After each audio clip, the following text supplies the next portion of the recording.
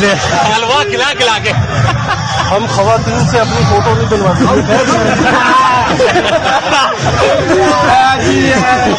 بھائی آپ long march پہ آئیں لیکن اپنی پی ٹی آئی جوائن کر لیجیے.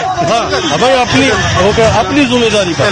مریم نواز لندن چلے گی اور یہ بیچارہ یہاں پہ. کس کا ابھی 4 کالیں مریم نواز کی.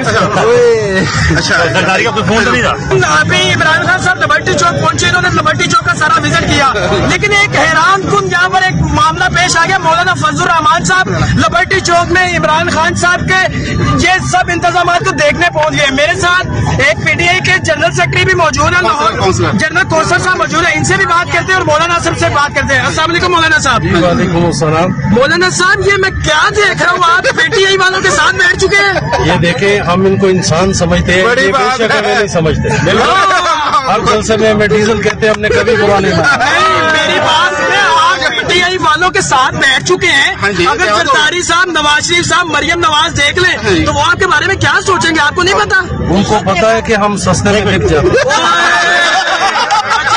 انہوں نے توڑا نہیں ہے. اندر کی بات بتاتا ہوں, انہوں نے ہمیں 10,000 روپے دیے.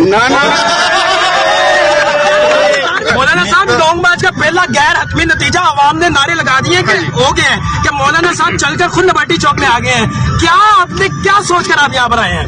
بھائی میں نے تو پہلے بھی بتایا, آپ نے پہلے بھی پوچھا تھا, میں اب بھی بتا رہا ہوں. آپ کا جذبہ دیکھنے آیا ہوں. آپ کا جذبہ ٹھوس ہے. آپ کہتے ہیں کہ یہاں پر سارے پی ٹی آئی والے بیٹھے ہوئے ہیں. آپ کو پتہ نہیں, آدھے سے زیادہ تو ہماری پارٹی کے کارکن. ہم ایسے انتظامات پر لعنت بھیجتے ہیں, کسی نے پانی نہیں پوچھے.